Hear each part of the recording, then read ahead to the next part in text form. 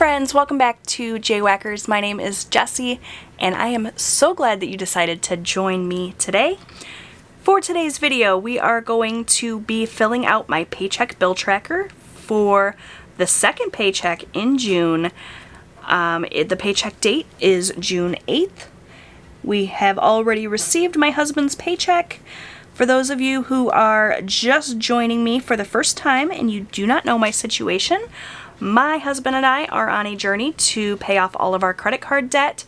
Hopefully by the end of 2021. We've had a couple of little setbacks so far this year, so we're not sure we're going to hit that goal, but we're still trying. My husband and I live in Southeast Michigan with our two teenage boys. Robert is 18. He's an adult living at home. He works full-time and pretty much handles his own finances. And Austin is 13, and obviously we're taking care of expenses for him. My husband works in the plumbing industry as a sewer and drain cleaner.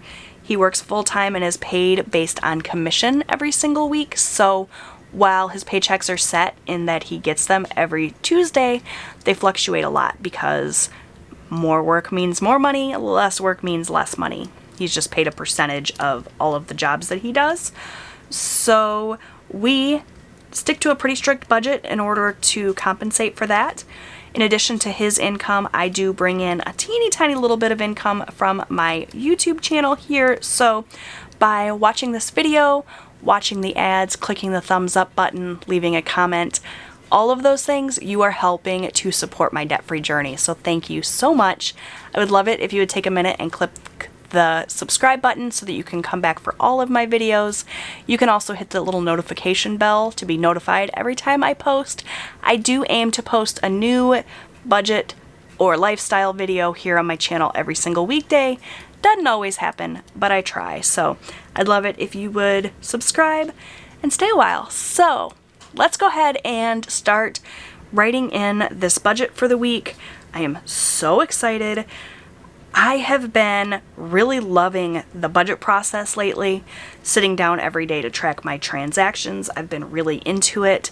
For a while there, I was feeling kind of burnt out, but every time a new month starts, I'm like rejuvenated, and last week went really well. If you missed my budget results video for last week, definitely go and check it out because it was a really great week, and I'm hoping that this week will be the same. So this is paycheck number 2 for my husband.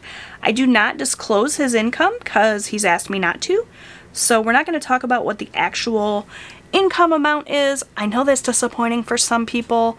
I know a lot of people really like to see that income and how much you're working with each week, but I gotta respect my husband's wishes. He doesn't want me to share. So you can still get a lot out of this video by seeing the process that I use.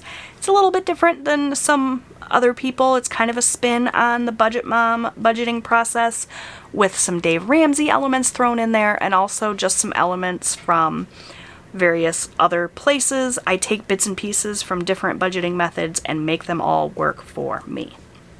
So in this bills category, I write in all of my bills, but I also write in anything else that I am going to be paying using my debit card or my checking account. We do a lot of our budgeting in cash. We pull out cash for cash envelopes and sinking funds, but for the items that we like to use our debit card for, the money we're going to leave in the bank, we keep that under bills. The other thing that we keep in the bank is our extra debt payments. So these two categories here are the checking account items. Everything else in my budget is done in cash. So we're going to take a quick look at my calendar page here so we can see what bills are due this week. If you're not familiar with my channel and you don't know my system, I have a Happy Planner disc-bound system. It's in the big size, so it's 8.5 by 11. So any of my printable pages that I add to this planner are printed on, full-size, letter-size paper, and I really love the system. The disc-bound system allows me to put in various pages and printables from other places. This calendar, for example, actually came from an Erin Condren monthly planner that I uncoiled. It was also in the 8.5 by 11 size, so the page size matched. I just had to cover up the coil binding with some washi tape, which I don't mind doing because it adds some more color to the page. And then I just punched through the page with the punch that I use to add pages to my planner, which is an arc punch. I don't use the big Happy Planner punch because it's not as heavy duty. You can't punch as many pages. You can't punch laminated pages with that, but with the arc punch, you can. So that's a little bit of a rundown of my system. For the stickers in my calendar here, all of these transaction tracking stickers I make myself, so you can't get your hands on those, unfortunately. But there's lots of transaction tracking stickers available on Etsy. You can just go to Etsy and search transaction tracking stickers or color coding transaction stickers. You'll come up with a plethora of stickers available for purchase. You can also get them from Jennifer Ann Plans, who makes these beautiful header stickers that I have here. In terms of other stickers, the only other things I have on here are the no spend and the payday stickers, which come from Caffeinated Kate. So that's a rundown of all of the stuff I use.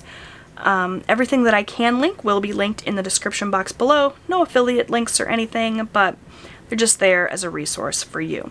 Okay, so I have all of my bills written in here in an orange sticker. You can look at my key here to get an idea of how I track my spending. I like to do a color coding system. Is what works best for me. I know a lot of people track their transactions with like a ledger, sort of like a checkbook register. I've tried that. Doesn't work for me. I tend to get very easily confused, if we're being honest. So the sticker system works out great. I'm very visual, so yeah. Alright, so we're looking at bills, and we are looking at the week of June 8th through the 14th. We budget by paycheck, so my husband gets paid every single week on Tuesday, so we look Tuesday to Monday, and that is our budgeting week. So you can see all of my bills are kind of clumped here on these 2 days, and we're going to go ahead and write them in. So we're going to start with Hulu and Disney Plus.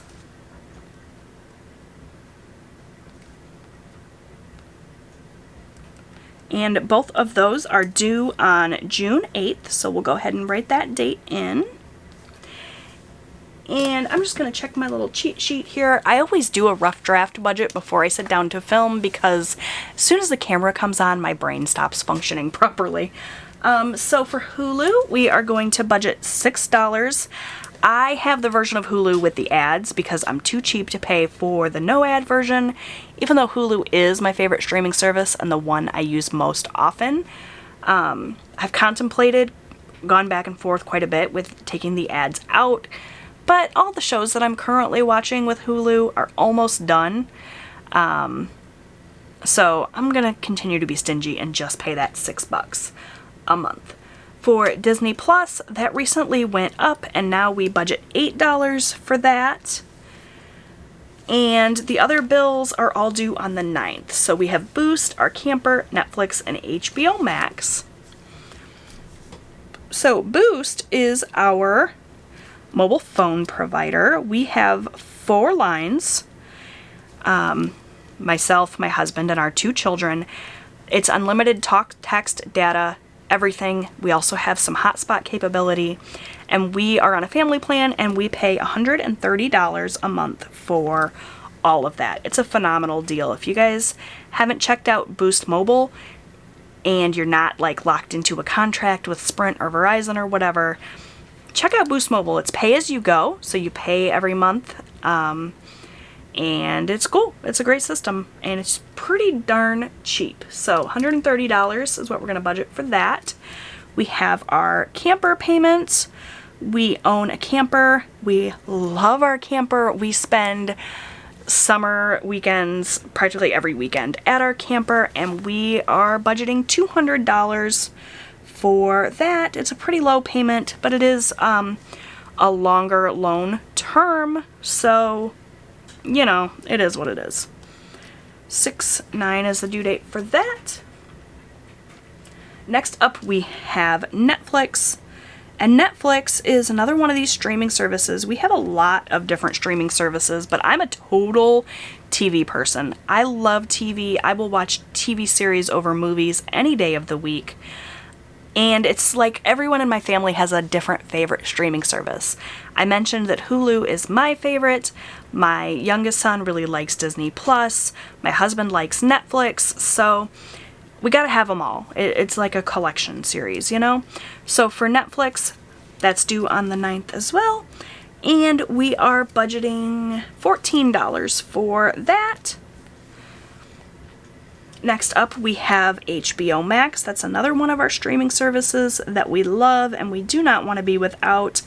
I'm currently watching Game of Thrones on there because I'm one of these crazy people that didn't watch it until now. I know it was like hugely popular while it was airing. I waited till it was all said and done and now I'm watching it. So for HBO Max, we're going to budget $16. And that's due on the 9th as well. So that's actually all of our bills, but as I mentioned, in addition to bills, we're also going to write in here anything that we plan to pay using our debit card or our checking account. So in addition to our bills, we also have our groceries. We like to use the Walmart pickup service, plus we have a credit card that we use for all of our groceries. We use that card and we pay it off every month, so it doesn't carry a balance. We're not paying interest, but we get a lot of great rewards from that credit card. So it doesn't really have a due date, so I'm not going to bother filling that in. But our grocery budget for the week is $150. That's about what I need to feed my family of 4.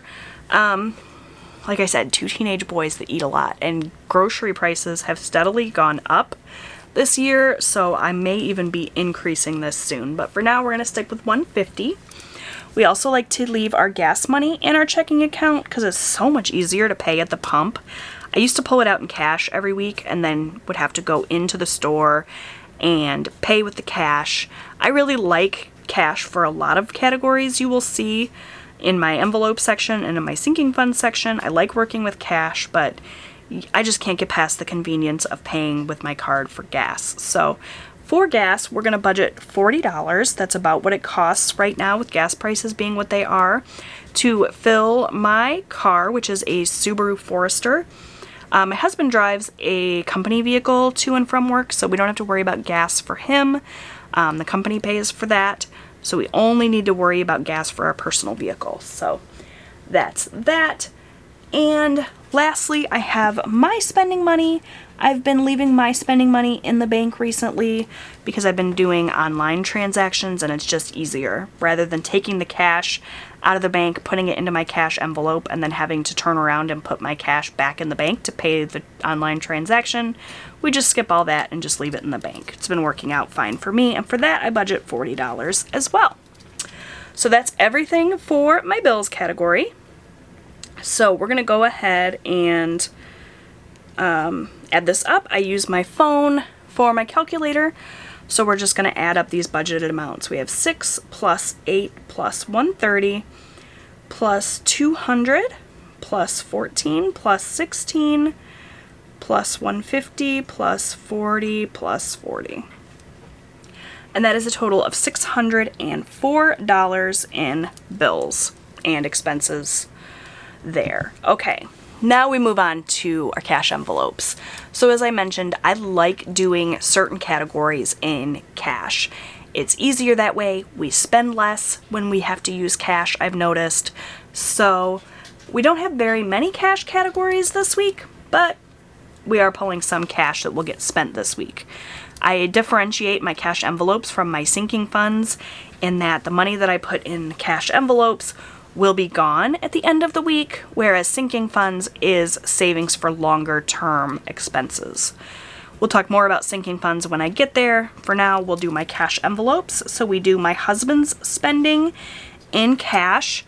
It's super easy to give him his $40 in cash at the start of the week, and then I don't have to worry about what he's spending money on because he can just make that decision, do what he wants with his money. When we first started doing budgeting, he was using his debit card for his spending money, and then it would show up in the bank and I was questioning everything he was buying, and we were bickering about, his spending habits, and it was like me trying to chase him down to get receipts to figure out how much of his spending money he had spent and how much he had left, and it just didn't make sense. So instead, we pull out $40 in cash at the start of the week. I give it to him. He does whatever he wants with it. I don't care what he does with it. I don't need to worry about it because it's already accounted for here. Next up, I have my son Austin, who gets an allowance of $20 a week, provided that he does his chores and responsibilities. My oldest son, as I mentioned, is 18 and has a full-time job, so we don't give him allowance, but Austin isn't quite there yet. He can't make his own money outside of what he can make for us at home. So he still likes to spend money, though, so this is how we handle that. He gets $20 a week. And the very last thing for cash envelopes this week is miscellaneous. I like to have a miscellaneous 20 in my wallet just for anything else that comes up. Inevitably, in a certain week, we have things that come up that I didn't budget for. So rather than going over budget, having to ink up my planner with red ink because I didn't account for something, or having to swipe a credit card for an unexpected expense, I just keep that 20 in miscellaneous there. It's like an emergency 20, so I have it on hand if I need it. The other categories that we typically put in here, we're not funding this week, so lawn care is something that you typically would see under cash envelopes, but we still have $20 from last week that we didn't spend, so we don't need to add money there. What else? Eating out is the other thing we typically put here, but we're making an effort to eat out less. With grocery prices being so dang high, it's like we can't afford to continue to go out to eat every week and buy all these darn groceries, so something had to give. So I'm not saying we're not going to eat out ever again, because that's just not realistic. But this week, at least, we're holding off. We're trying not to eat out and just sticking with a meal plan and a grocery budget. We'll see next week. You may see eating out back in here next week, but for now, we're leaving it out. So this is pretty quick and easy. 40 plus 20 plus 20. We got $80 in cash envelopes. Not a whole heck of a lot, but that's okay. All right. Now we're moving on to sinking funds. Sinking funds are essentially little mini savings accounts for bills and expenses that are coming up in the future. We know they're coming and we want to be prepared for them. So I always use Christmas as the example for a sinking fund just because it's the most universal, I think, and it's the easiest to explain. Every year in December, we want to have a certain amount of money to be able to buy Christmas gifts for my family and do various Christmas things. And so rather than wait until December to do our Christmas shopping and have no money set aside and have to drop like $1,500 all at once, we like to set aside a little bit of money here and there throughout the year. It's, $50 here, $25 there. Doesn't make a whole huge amount of difference in our typical weekly budget, but it makes a huge difference because it adds up throughout the year, and then at the end of the year we have it. We don't have to swipe a credit card. We have over a dozen sinking funds, things that we're saving for. Other examples are like bills that are due annually, we have sinking funds for, and that sort of thing. We don't add money, though, to every single sinking fund every single week. For one, my husband doesn't make that much money. And for two, it would just be a lot. So we pick and choose the sinking funds we're going to add to each week based on various criteria. What is the most pressing? For example, we're going to add money to our holiday sinking fund because we're going to use that sinking fund in a couple of weeks for Father's Day. So obviously that's a priority. Whereas something like our car tabs, which don't have to be renewed until January of next year, maybe aren't quite as pressing.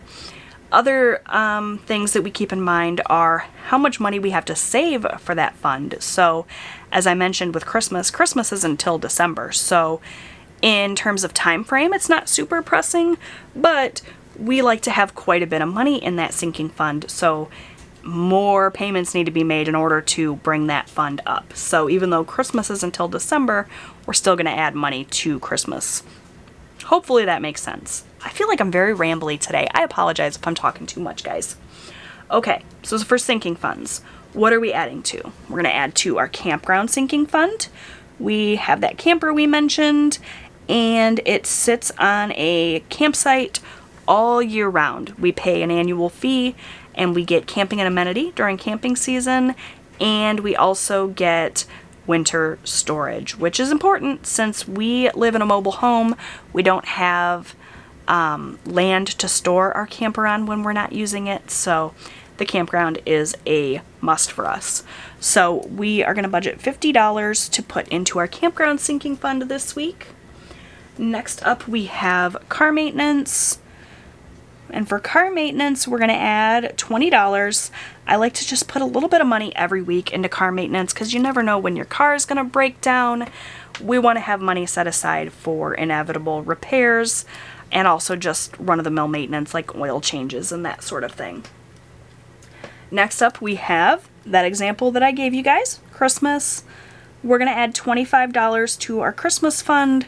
It's not a whole lot, but it adds up week to week to week, and by December we'll have enough to buy Christmas gifts for everyone. Okay. Next up, I have clothing. My son is going to need some summer clothes. He needs some new shorts and some new sandals, so we're just setting aside some money for that, and our clothing fund is just going to get $20. So, you know, these small amounts of cash add up over time, you guys. Next up, we have my husband's sinking fund. We are saving money for my husband to buy some tools and equipment that he needs for his line of work. He just recently took a couple $100s out of the sinking fund to buy some tools, and now he's got some more tools that he's trying to buy.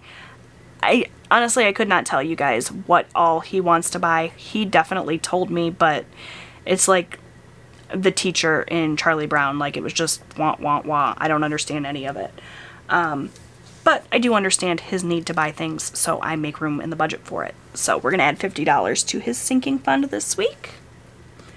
Next up, we have holidays. As I mentioned, Father's Day is coming up, and I don't have a whole heck of a lot of money set aside for it. It kind of snuck up on me, even though it's the same day every year. Don't ask me how that happened, but holidays is going to get $50 as well.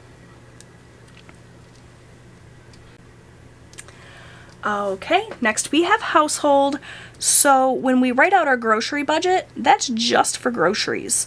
If we have household items that we need to buy, shampoo, sponges, paper towels, whatever it is, it comes out of our household sinking fund.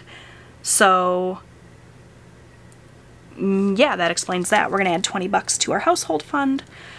Next we have pets. We have 2 kitty cats. Our pet fund is for their food, their cat litter, their various toys and expenses and whatnot, as well as vet visits should we need to make those. So we're adding $20 to our pets fund. And the last one is vacation. My husband has a week of vacation time coming at the end of this month, and we're going to be spending that week at our camper. We are going to have expenses, so we're setting aside money for that. $50 to that. So quite a bit of money added up is going into sinking funds. I've been trying to really bulk up my sinking funds. So yeah, let's go ahead and get a total here. All right, 50 plus 20 plus 25 plus 50 plus 50 plus 20 plus 20 plus 50 for a grand total of $285 going into sinking funds this week. All right, next category is extra debt. We're trying to get these credit cards paid off. The way that we handle our credit card debt is we pay minimum payments to all of our credit cards that have outstanding balances. Obviously, you gotta make your minimum payments or they frown on that. But in addition to our minimum payments, we like to tackle one card at a time and just throw as much money at it as possible. So the card we're currently working on is our Walmart card, and we aim to send $150 to that card every single week at the bare minimum. If we have more that we can afford to send, then we do, but our kind of debt snowball payment right now is $150. So that's the plan, $150 to our Walmart card. And that's all we have planned. If at the end of the week I have extra money left over in bills, maybe we budgeted, high for a bill and it came in lower, or if we don't spend all of our cash from our cash envelopes, then we might be able to make an extra payment with that leftover money, but as it stands now, the plan's $150. The only other thing we got here is our extra savings, which is where I write in our rollover amount. Because my husband is paid based on commission and does not have like a set salary that he makes every week, his paychecks fluctuate a lot. And since we are budgeting paycheck to paycheck, we only tackle the bills that are due in this week. But we like to set aside a little bit of money from his paycheck to roll over into the next week in case business is slow or in case he needs to take a day off or something. If my husband doesn't work, he doesn't get paid. So we'd like to have that little bit of insurance money to roll over should his paycheck next week come in a little bit lower.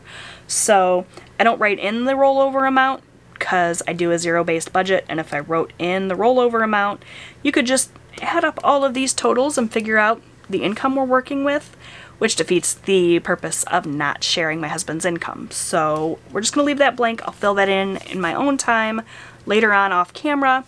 But that, my friends, is my budget for the week. Everything all kind of planned for and laid out.